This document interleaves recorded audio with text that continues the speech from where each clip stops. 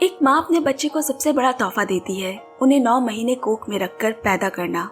लेकिन आज देखेंगे कि एक पिता अपने बच्चे को ऐसा कौन सा तोहफा देता है जो आपकी आंखों में भी हल्की सी नमी छोड़ जाएगा। मूवी स्ट्राइप की अनगिनत कहानियों के पिटारे से आज निकली है 2008 की South Korean movie his last gift.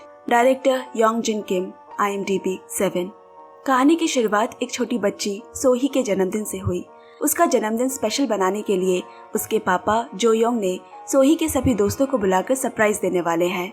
सोही तैयार होकर कमरे से बाहर आई तो देखा उसके मुंह से पूरा खून निकल रहा है। पापा देखो ना क्या हुआ, मुंह से खून निकलना बंद ही नहीं हो रहा। जो योंग अपनी बेटी को ऐसी हालत में देख फौरन हड़बड़ाता हुआ अस्पताल लेकर दौड़ा।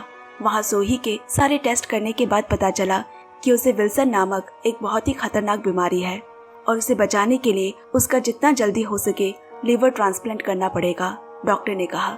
अपनी बेटी को इतने कष्ट में देख उसके पापा की आंखें भर आई। बेटी, मैं तुम्हें कुछ नहीं होने दूंगा, तुम्हारी जान बचाने के लिए मैं कुछ न कुछ जरूर करूंगा। लेकिन लीवर ट्रांसप्लांट करना इतना आसान नहीं है।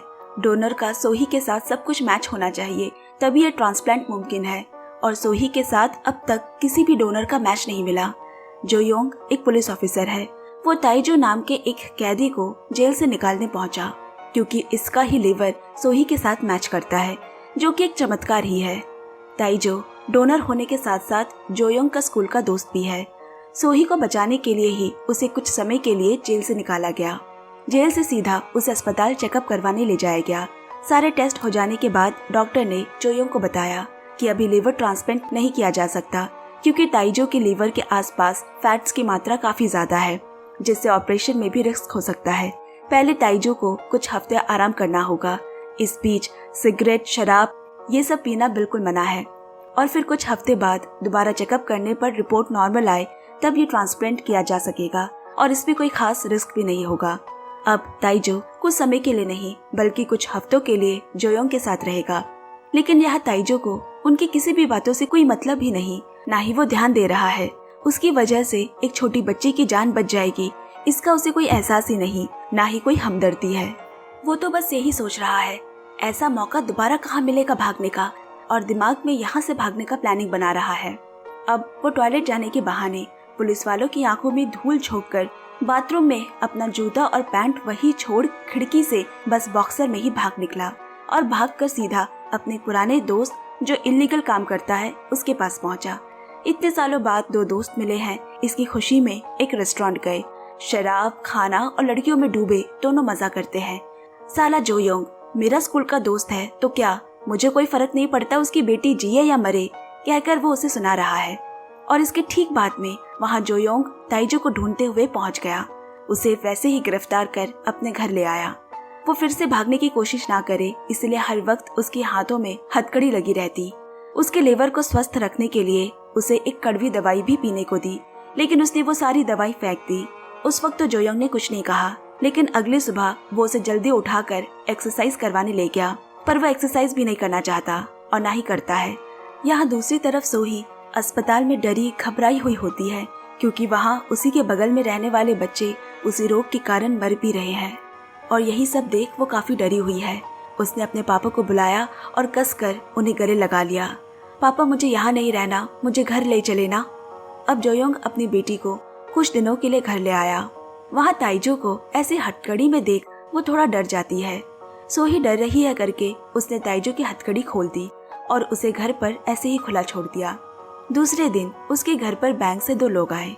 जोयोंग के भाई ने बैंक से काफी पैसे लोन में लिए थे, जो ना चुका पाने की वजह से वो फरार है और अब लोन चुकाने का सारा जिम्मा जोयोंग के कंधे पर आ जाता है। ये सारा लोन अब आपको चुकाना पड़ेगा, बैंक के लोगों ने जोयोंग को सुनाया और ये सुनने के साथ ही वो बौखला कर अपने भाई के घर को निकल गया और इसी मौके पर ताइजो घर से भाग खड़ा हुआ। लेकिन बीच रास्ते में उसे सोही ने रोका। अंकल, आप कहाँ जा रहे हैं? ताइजो बोला, कहीं नहीं बेटा, तुम अपने घर जाओ। हाँ, और उसके हाथ पे थोड़े पैसे देकर कहता है, तुम्हें जो मन है चॉकलेट, बर्गर, आइसक्रीम खा लेना। नहीं, ये पैसे आप ही रखिए, सोही ने कहा, क्योंकि मैं ये सब नहीं खा सकती। मुझे ये सब खाना तो बहुत पसंद है, लेकिन अगर मैंने ये खाया तो मैं मर जाऊंगी ना अंकल।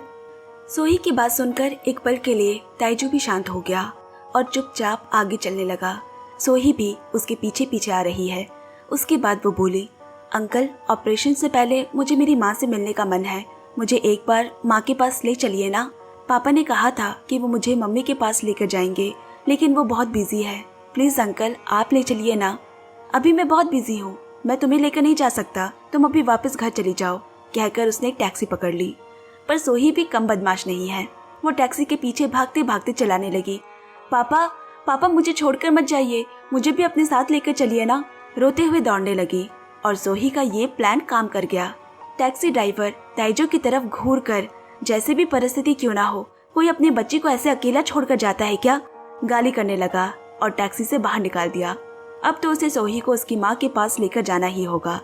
लेकिन यहाँ हमें पता चलता है कि सोही की माँ बहुत पहले ही मर चुकी है और सोही अपनी माँ की मेमोरियल में उनसे मिलने आई है। ताइजो ने भी सोही की माँ की तस्वीर देखी और देखकर वो चौंक गया। सोही की माँ मिन असल में उसी की एक्स वाइफ होती है, यानी जोयोंग ने अपनी ही दोस्त ताइजो की बीवी से शादी की है। ताइजो के जेल में रहते दौरान मिन उसे मिलने जेल गई थी। आगे चलकर मिन को उसकी वजह से और कोई दुख और परेशानी ना हो, इसलिए उसने जानबूझकर मिन को बुरा भला कहा। अब से मुझे तुम अपनी शक्ल मत दिखाना, नहीं तो मैं तुम्हें मार दूंगा, ऐसे डराता धमकाता है, जिसकी वजह से वो उसके बाद उससे मिलने कभी नहीं आई। और अब जाकर इतने सालों बाद जेल से निकलने पर उसे ये सब पता चला, और ये भी कि वो अब इस दुनिया में नहीं रही। गुस्से और टूटे दिल के साथ वो दोबारा जोयोंग के घर आया और पूरे घर में तलाशी लेने लगा। उसे अपनी पत्नी मिन और दोस्त जोयोंग के खींची साथ में कुछ तस्वीरें मिलती है। ये देख उसे बहुत ठेस पहुंचती है। इतने में जोयोंग भी घर आ गया। दिल पर चोट खाया ताइजू आग बबूला होकर जोयोंग को बहुत मारने लगा। क्यों इतने सालों से मुझसे सच छुपाया तूने, मैं आज मार डालूंगा तुझे। सोही ये सब देखकर डर से रोने लगी। पापा, पापा, छोड़ दो मेरे पापा को। थोड़ी देर में पुलिस ने आकर उन दोनों को रोका, लेकिन ताइजू का गुस्सा अभी तक शांत नहीं हुआ। जोयोंग बोला, हम बाहर चलकर बात करते हैं, यहाँ सोही है, उसके सामने मैं तुम्हें सच नहीं कह सकता। बाहर भी दोनों के बीच मारा पीटी होने लगी। ताइजू के उसी सवाल के जवाब में, तो सुनो ताइजू, सोही को इस बारे में अभी कुछ भी मत बताना, जल्दी से अपना लिवर ट्रांसप्लांट करो और जाओ यहाँ से। सोही मेरी बेटी है, तुम्हारी नहीं। दरअसल सच्चाई ये है कि सोही जोयोंग की नहीं बल्कि ताइजू की बेटी होती है, जिसके बारे में ताइजू को खबर ही नहीं होती। मुझे मेरी बेटी की असलियत के बारे में क्यों अब तक छुपाए रखा तुमने, ताइजू चिल्लाने लगा। ताइजू से उसकी बेटी के बारे में इतने सालों से छुपा कर रखने के लिए वो जोयोंग से बहुत ही ज्यादा खफा है। जब दोनों के बीच ये गुस्सा शांत हुआ तो आखिर में दोनों अंदर आए और सोते वक्त दोनों लेटे लेटे अपने पुराने हाई स्कूल के ज़माने को याद करके बातें करते हैं। ताइजू, जोयोंग और मिन तीनों स्कूल के बेस्ट फ्रेंड्स हुआ करते थे। ताइजू और मिन स्कूल के समय से ही एक दूसरे से बहुत प्यार करते थे, लेकिन यहाँ जोयोंग को भी मिन पहले ही नज़र में भाग गई थी, लेकिन उसने अपने ये एहसास आज तक किसी को नहीं बताए। बड़े हो जाने पर ताइजू को गलत संगत में रहने की वजह से जेल हो जाती है और उसी दौरान मिन भी प्रेग्नेंट हो गई। उस दिन उससे मिलने जाने के समय मिन से ताइजू ने जिस तरह से बात की, उसके बाद वो पूरी तरह से टूट गई और उसकी प्रेग्नेंट की बात सुनकर उसके घर वालों ने भी उसे बाहर निकाल दिया। उसी वक्त मिन की मुलाकात जोयोंग से दोबारा हुई। आज भी वो मिन को बहुत चाहता था, इसीलिए वो जिस हाल में है, जैसी है, उसी में ही उसने मिन को कबूल कर लिया और उससे शादी भी की। लेकिन मिन ने ताइजू की याद में धीरे धीरे खाना पीना छोड़ दिया।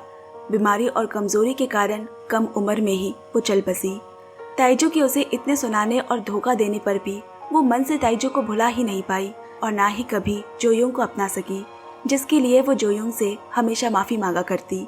आज जोयोंग ने ये सारी बातें ताइजू को सुनाई। पूरी कहानी सुनकर ताइजू मिन को याद करके बहुत ही रोता है, क्योंकि प्यार तो वो भी मिन से बहुत ही करता था और मिन जिससे खुश रहे इसीलिए उसने ऐसा किया था। कल रात के बाद आज ताइजू में काफी कुछ बदल गया है। जैसे भी हो, मुझे अपनी बेटी को बचाना है, ये सोचकर आज से उसने सिगरेट, शराब सब छोड़ दी और वो कड़वी दवाई भी खुद से ही खाना शुरू कर दिया। इतना ही नहीं, अब तो वो सबसे पहले उठकर एक्सरसाइज भी करने जाता है। अब वो पूरी तरह से अपनी सेहत पर ध्यान दे रहा है। कुछ दिन बाद ताइजू को कमरे से मिन की लिखी एक डायरी मिली, जहाँ उसने सोही के जन्म से लेकर उसकी सारी बातें और तस्वीर रखी है। और उन लिखी हुई बातों से ताइजू अपनी बेटी की कल्पना करने लगा और कल्पना करते करते रोने भी लगा। उन कीमती पलों में अपनी बेटी के साथ ना होने पर उसे बहुत अफसोस हो रहा है और साथ ही वो अपनी मिन के साथ बिताए उन खुशनुमा पलों को भी याद करता है। अब इसके कुछ हफ्ते बाद ताइजू के चेकअप में सब कुछ नॉर्मल आता है। कुछ दिनों में वो सोही का ऑपरेशन करने वाले हैं, डॉक्टर ने जोयोंग को बताया। लेकिन यहाँ लोन की वजह से बैंक ने जोयोंग के सारे पैसे जब्त कर लिए। सोही के ऑपरेशन के लिए उसके पास पैसे तक नहीं है।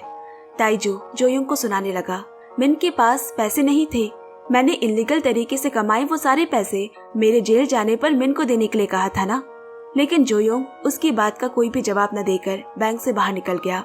दरअसल ताइजू जिस आदमी के लिए काम करता था उसने उसका फायदा उठाकर खुद तो एक अच्छे हाई पोस्ट में चला गया और ऊपर से ताइजू का पैसा भी उसने मिन को नहीं दिया होता है।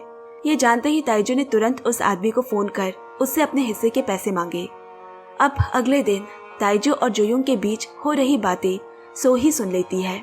उसे पता चल जाता है कि उसके असली पापा ताइजू है। ये पता चलने के बाद वो अपने कमरे में आकर बहुत रोती है, जिससे उसकी तबीयत फिर से बिगड़ गई और उसे तुरंत अस्पताल में भर्ती करना पड़ा।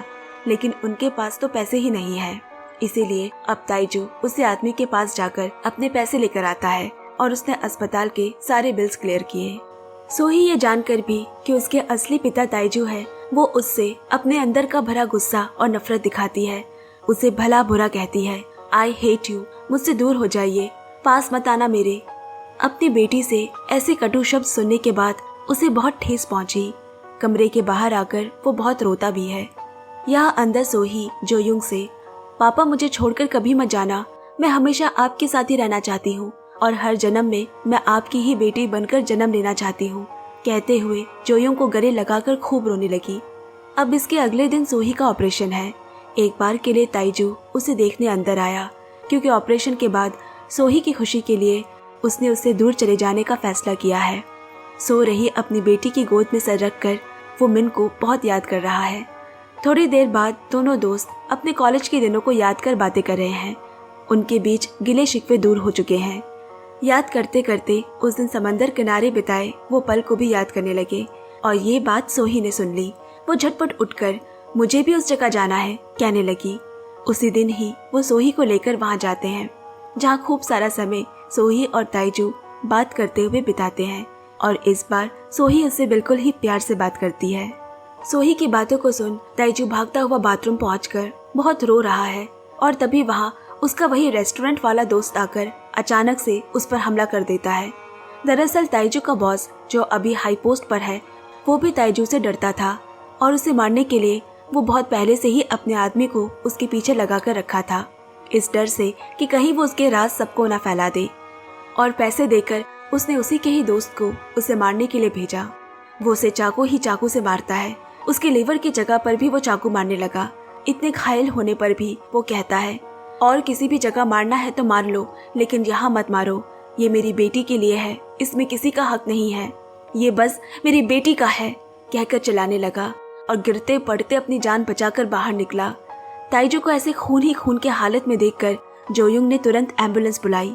एम्बुलेंस के अंदर ताइजू को ऐसे देख सोही जोर जोर से रोती है।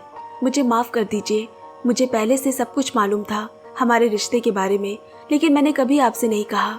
आई एम सॉरी, मुझे आप बहुत अच्छे लगते हैं, मैं आपसे बहुत प्यार भी करती हूँ, लेकिन आपको कभी बता नहीं पाई पापा।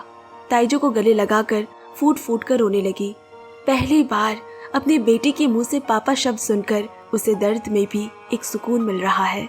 अब अस्पताल पहुंचकर डॉक्टर ने फौरन ऑपरेशन की तैयारी शुरू कर दी। ऑपरेशन शुरू होने के ठीक पहले सोही ताइजू के पास आकर बोली, पापा आप मरना मत, आप मुझे छोड़कर कहीं नहीं जा सकते। और उसकी आंखों से आंसू झड़ने लगे। इधर बेहोशी की हालत में भी ताइजू की आंखों से आंसू बह रहे हैं। बाहर जोयोंग भी खुद को रोक नहीं पाया। कुछ दिनों बाद दिखाता है ताइजू की तस्वीर अब मिन के पास रखी है। अपनी बेटी को बचाकर ताइजू भी इस दुनिया से जा चुका है। एक अनमोल तोहफा उसे जिंदगी ही भेंट कर अब अपनी मिन के साथ वो हमेशा के लिए दूसरी दुनिया में गुम हो गया। और इसी के साथ ये दिल छू लेने वाली कहानी यही खत्म हो गई। इससे अच्छा तोहफा सोही को और कोई नहीं दे सकेगा कभी। एक बाप अपनी बेटी को बचाने के लिए अपना लीवर गिफ्ट देकर इस दुनिया से अलविदा लेता है, जिस पर ही हिज लास्ट गिफ्ट इस कहानी का नाम रखा गया। कहानी आपको कैसी लगी कमेंट्स करके जरूर बताएं। फिर मिलेंगे एक नई कहानी के साथ। तब तक सुनते रहिए, सुनाते रहिए मूवीज ट्राइब। और हाँ दोस्तों, अभी तक आपने अगर के ड्रामा 2.0 को सब्सक्राइब नहीं किया है तो जल्दी से सब्सक्राइब कर ले। वहाँ आपको अलग अलग तरह के कोरियन ड्रामे सुनने को मिलेंगे जो कि बहुत ही रोमांचक, बहुत ही खास होते हैं, जिसकी लिंक नीचे डिस्क्रिप्शन बॉक्स में है। Bye bye, love you and take care friends.